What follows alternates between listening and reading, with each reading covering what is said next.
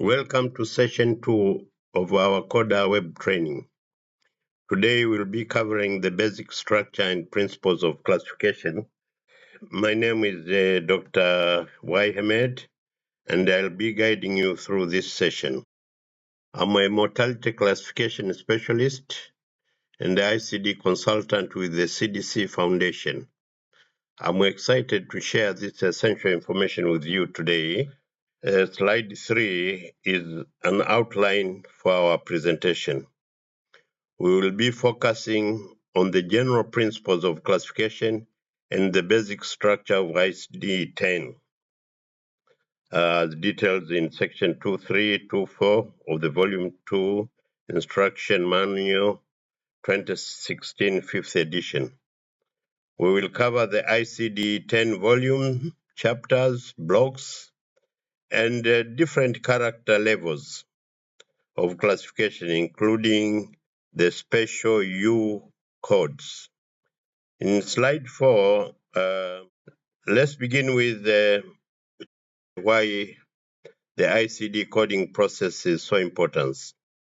It is the foundation for ensuring that we have accurate, consistent, and usable health information.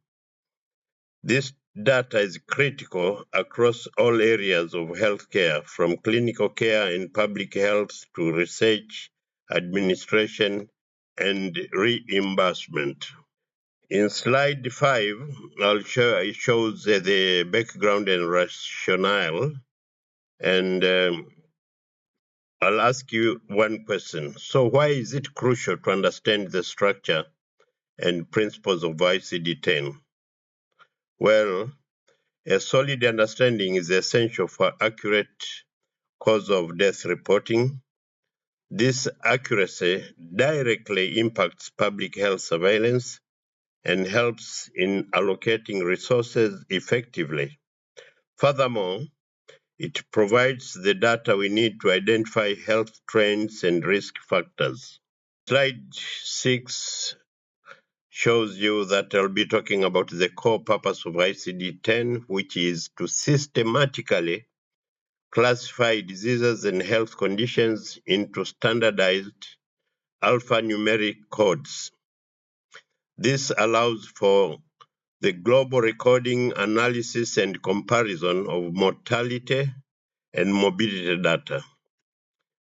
You can see that its key functions include translating diagnosis into codes for data analysis and supporting epidemiological studies. Historically, the ICD was designed for mortality statistics, but over time it evolved to include a wide range of morbidity data as well. In slide 7, we'll delve into the basic structure of the ICD, starting with the concept of variable axis classification system, which is a system that allows for classification along multiple dimensions, such as etiology of symptoms, offering much greater flexibility than a rigid fixed axis system. This adaptability is essential for capturing a comprehensive picture of a patient's health status. In slide 8, I'll talk about the contributions of William Farrer to the classification system. Now you can see that the structure of modern classification systems owes a lot to the work of William Farrer, a 19th century pioneer in statistics and public health. He developed a practical skill for grouping diseases for statistical and epidemiological purposes, organizing them into categories like epidemic diseases, constitutional diseases, local diseases by site, developmental diseases, and injuries. Slide 9 explains that Farr's structure laid the groundwork for how the ICD is organized today. The categories of epidemic, general, developmental, and injuries are known as the special groups. The remaining categories, that is, local diseases arranged by site, forms the basis for the body systems chapters. As a rule, conditions are primarily classified into one of the special groups chapters whenever possible. In slide 10, we talk about the basic ICD being a list of 3 character categories which can be further subdivided. It uses an alphanumeric code starting with a letter followed by numbers. For example, a code has a letter in the first position and numbers in the second, third, and fourth positions, with the fourth character following a decimal point.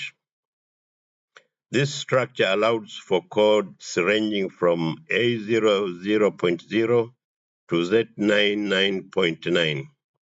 The letter U has a special purpose, which we will discuss later.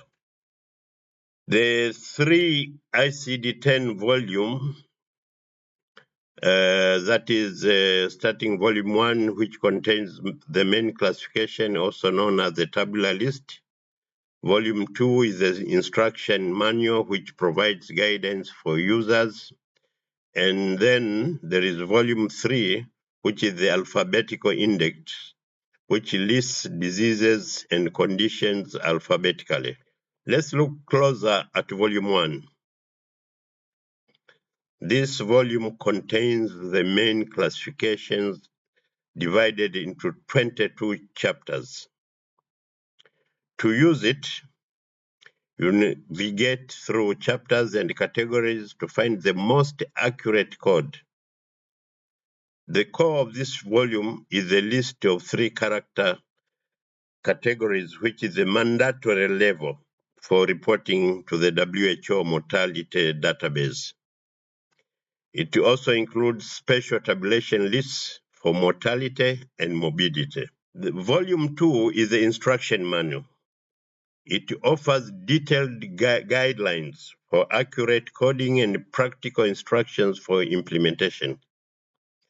It is published as a standalone volume, so you can consult it alongside volume 1. However, it is important to remember that this manual is not a substitute of comprehensive training and a hands-on practice, which is very essential.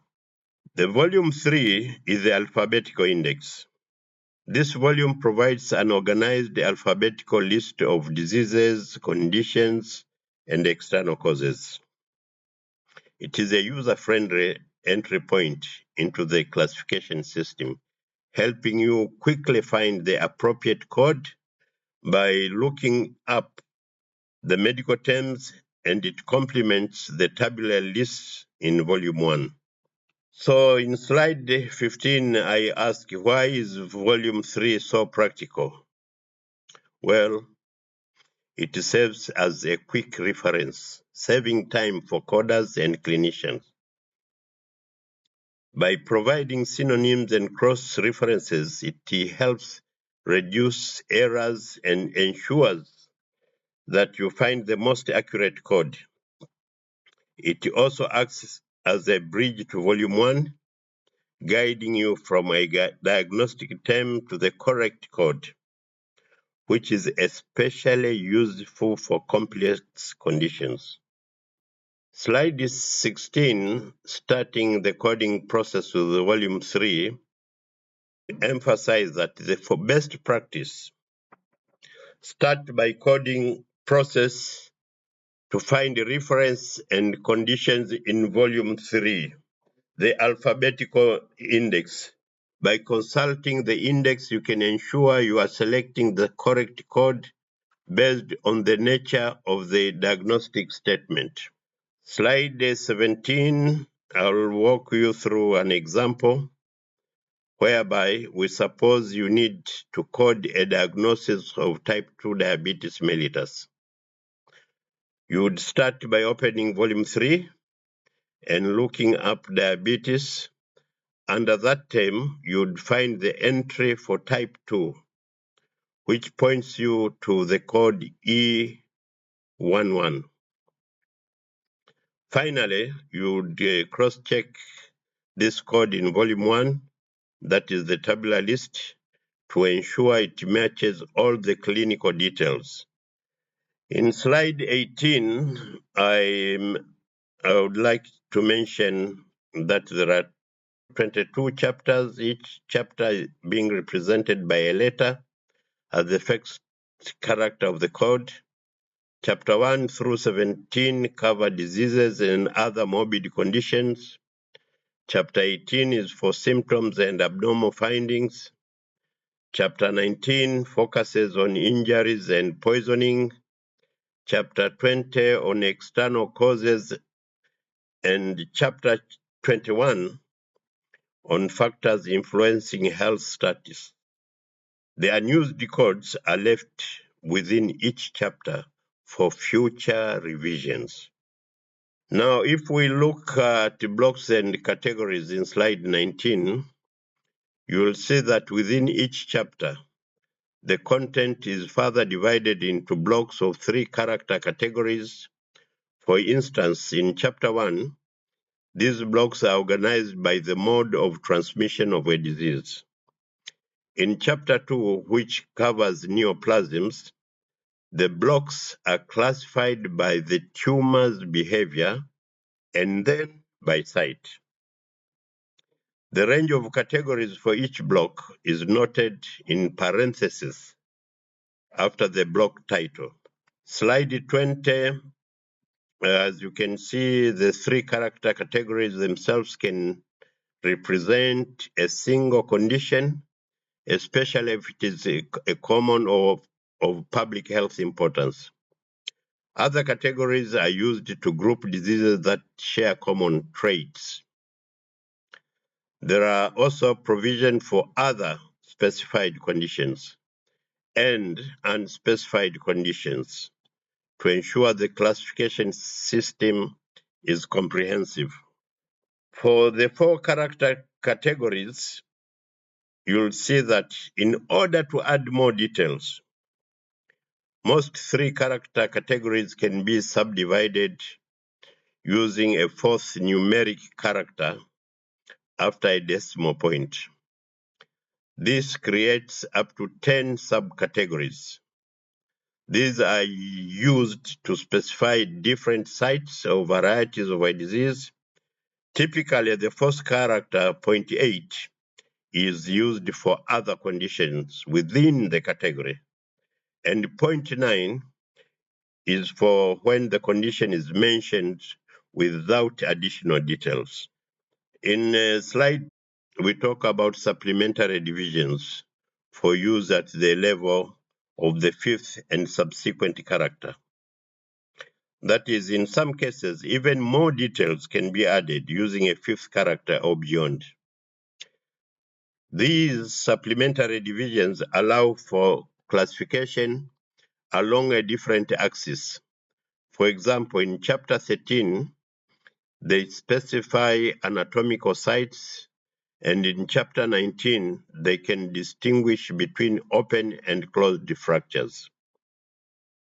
It is important to note, however, that these characters are not used in mortality classification. Slide 23 on the U codes. The codes U00 to U49 are reserved by the WHO for the provisional assignment of new diseases with uncertain causes. The codes U50 to U99 are available for research purposes. A prominent example of this is the codes established for COVID-19, as all of you remember the epidemic. Now, in slide 24, I'll give you an example of this chapter U. The COVID-19 pandemic is a perfect example of why U codes are critical.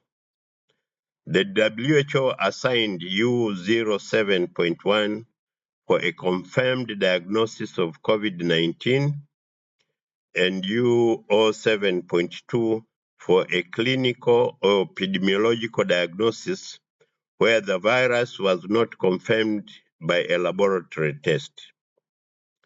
Additionally, the code U09.9 was created for post-COVID-19 conditions, also known as long COVID, allowing us to track the long-term effects of the virus.